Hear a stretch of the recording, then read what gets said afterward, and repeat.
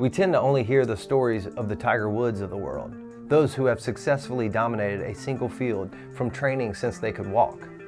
We rarely hear of the Roger Federers, who had many different practices which all contributed to him finding the one that fit him best. Vincent van Gogh had 5 different careers, each of which he proclaimed as his true calling before quitting. In his late 20s, he picked up a book called The Guide to the ABCs of Drawing, and we all know how that worked out for him. The smartest and most successful people history has ever known were specialized and knowledgeable in several different domains, and they integrated these different fields to create art, scientific inventions, and world-changing companies. They were cognitively flexible.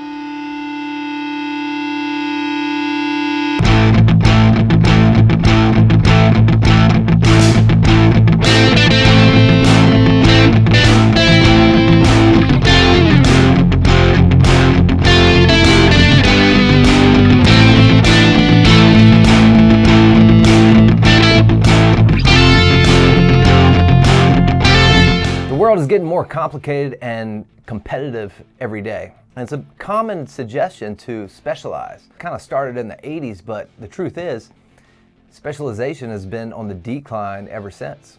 Many studies show that early specializers, like people who just got out of school, pick a profession, specialize, they do really well at first. And then eventually, for the most part, most people realize that that's not the perfect fit for them, and they end up having to go back to school or changing things or whatnot. Whereas people who are later specializers, who try a lot of different things before they finally choose a path, they do a lot better in the long run.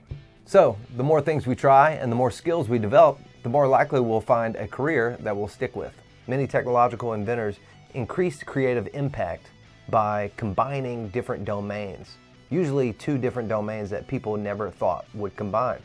A good example of this is Steve Jobs' influence of calligraphy. He took one calligraphy class in college, and from that he was inspired by calligraphy, and he brought that into the computer world. Before that, there was only a single type. So we kind of all owe a debt of gratitude to Steve Jobs for combining art with technology. We benefit by proactively sacrificing a bit of depth for breadth. This is especially true for artistic creators. In today's world, we have to learn multiple skills to do the jobs we do. You can no longer say you're not a computer person. I actually got into photography because I didn't want to be stuck behind a computer all day, but that was in the days of the film where you're in a dark room and you can see this image appear on this piece of paper, and it was really magical. But now, we just plug in a computer and do everything there. No matter what you're doing, whatever your goals are, we all need to be a little more cognitively flexible. So the more skills we learn, the more cognitively flexible we're gonna be. Most of the info that we're going over today, some of it comes from the book Range by David Epstein, and then also the book Body Mind Mastery by Dan Millman. And then also we're talking about Robert Greene's book Mastery. It's now more necessary than ever, no matter what your field, that you learn new skills. Our technology is constantly changing and it's not getting any slower. So start cutting down your entertainment time and enroll in that new course that you've been considering. We actually pick up skills more quickly when we have development in other areas. So a good example of this would be yoga. So if we do yoga and you're used to staying focused on one thing for an extended period of time and you're using the body in space, you're developing a deeper level of body awareness. So the more body awareness you have, the more likely you're gonna pick up and remember different techniques and different moves that you try in other arts or other sports. We're gonna use the simple act of drawing a line from A to B to kind of represent some of the things we're gonna talk about from here on out. Repetition makes the master. Odds are you've heard of the 10,000 hour rule. It takes about 10,000 hours to master something, right? So a skill, a technique, whatever it is. I want to remind you guys that that's just an average. Some people can go much less than that. In fact, in the book Mastery, I can't remember the exact number, but they talk about people mastering stuff, at 9, 8, 7, maybe even 5,000 hours, you can master something. There are ways to speed this process up. One of the main things I want to teach you guys in this video is how to shorten that 10,000 hours. We can shorten that time by understanding what learning is. So learning a new move, a new skill, whatever it is is creating new neural pathways in the brain. So you can think about these neural pathways kind of like a forest. So the more you blaze through this forest, the wider that path is going to be. When was the last time you thought about walking? Almost anybody that's watching this can walk without thinking about it. You don't have to look underneath your foot and kind of gauge how far the ground is to your foot, or you don't have to hold onto a wall while you're walking. We took care of that when we were very young. That neural pathway for those movements is like a wide open path in a forest. You're not ducking around vines, you're not tripping over roots, it's just a well-beaten path. The skills you know are the ones you don't have to think about. It takes no mental effort. So learning something new is like creating a new path through a dense, overgrown forest. We have to chop tree branches and vines, maybe even have to go around larger trees. There's going to be a number of times you have to walk down a path before it's going to be completely unobstructed. So if you combine this repetition with focused awareness, that's another thing. So the more aware we are, the more present, the more we're in our body and out of our thinking head and not thinking about the past or the future, and we're completely engaged in whatever we're learning, the more powerful those neural pathways are going to dig into your brain. So the second thing is awareness in practice. If you're an athlete and you practice a movement 500 times and only pay attention to 100 repetition, then you're wasting 400 reps and could be forming incorrect pathways without even noticing it. Only perfect practice makes perfect. Proper learning doesn't mean only doing the right thing or going on the right path. It also means avoiding the incorrect path. Remain fully aware in your mind and body of every attempt you make during practice. Take the time to learn it right. Some people learn a skill quickly, but not necessarily right. When we simplify it to drawing a line from point A to B, the more you focus on drawing that straight line, the better the technique. So far we're combining repetitions, conscious awareness, and then the next thing would be slow.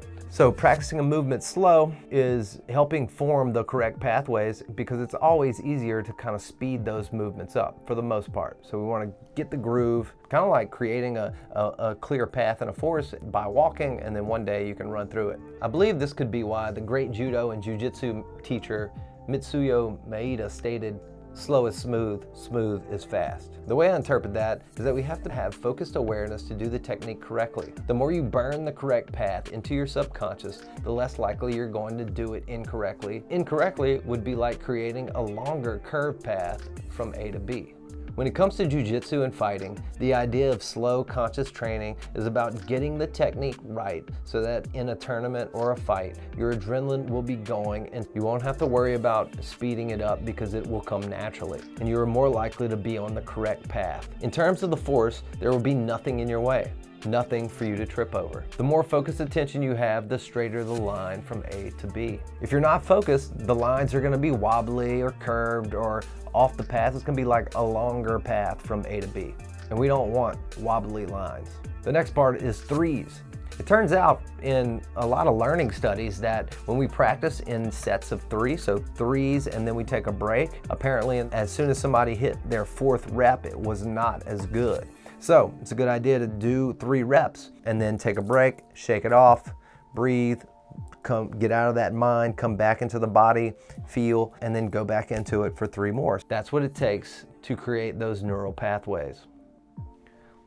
Overcompensation. This is one of the most valuable aids to rapid skill learning, according to Dan Millman. Correcting our incorrect patterns can be tough because they feel correct. When correcting the pattern, it will feel strange and more difficult. When making improvements in our jiu-jitsu techniques or our golf swing or our swing at a bat, the right thing will not feel correct. It will be awkward, much like paving a new path through the dense forest of your mind. When improving our techniques, we tend to undercorrect. If we know we need to swing lower, we're likely not to swing low enough. If we do have a swing that is too low, we want to practice overcompensating for a few swings by swinging too high a few times before eventually finding the center.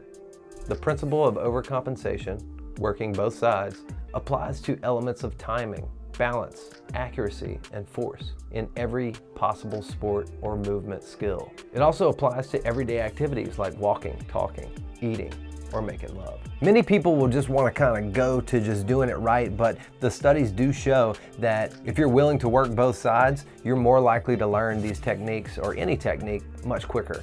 Using your imagination can help you reignite old skills as well as learn new ones. Clear mental imagery, even without actual movement, can develop correct muscular responses. Visualizing yourself performing well in competition will serve to program yourself for success. It is now well known that your subconscious mind doesn't differentiate between what you see with your mind's eye and your physical eye. When imagining a movement, studies show that your nerves in the muscles used will ignite. When it comes to photography, you have to know your camera and how to use it. The last thing you want to do is come across a moment where you have to change your camera settings because of a change in environment or lighting change while your subject is sitting around waiting. You have to keep the pace. When working with people, you want to keep them engaged so they don't get bored. You want any adjustments you have to do with whatever the tool you're using to be second nature. The last thing you want to do is be stuck not knowing what to do. So make sure you know and understand the tool you're using beforehand. One of the major reasons you want to be prepared and you don't want to have any of these problems, you don't want to be learning new things while you're on like a professional shoot or something, is because it'll suck the mental fortitude out of you. We need this focus to create great works or to train efficiently and effectively. The last thing we need in a tournament or a professional shoot is another thing to stress about. The frustration that comes with a situation can take away your stamina and appetite for winning. Same with getting angry with yourself. Getting angry with yourself will wear you down more quickly. So the more patience you have, the more you realize that more opportunities will come up and you'll be able to keep your stamina and not gas out or emotionally break. We have to learn to pace ourselves. This is one of the biggest learnings that I learned from or more recently in my life that I wish I would have learned a long time ago. And it's the idea that failure is the way. So we have to fail in order to learn. Nobody is good at something the first time they do it. We see somebody else that's good at something we're trying to do and we don't see all the hours they put into it. And we can trick ourselves to thinking, getting caught in this negative mindset, thinking that we should pick it up right away, like as soon as I try something new, that I should be good at it. But the truth is that nobody's good at something the first time they do it.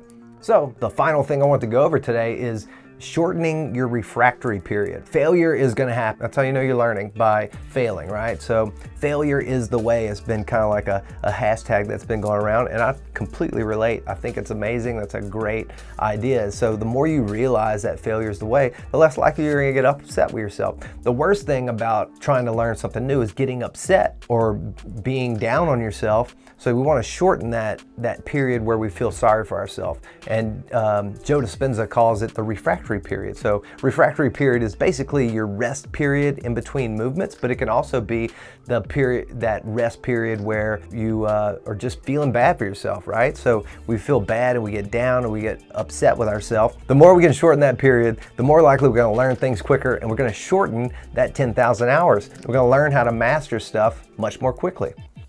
Thanks for watching, guys. Hope you enjoyed the video. Please like, share, give me a thumbs up, give me a comment. Let me know of any other techniques you think are really good for learning new skills. I'm gonna make more stuff kind of like this. Hope to see you guys soon. Actually, check the link in the description for some of the things I offer. Also, we do like meditation. So one of the best things you can do to improve performance, no matter what your field, is meditation. So we have a free meditation class. Check the link in the description. We'll see you guys soon. Thanks again.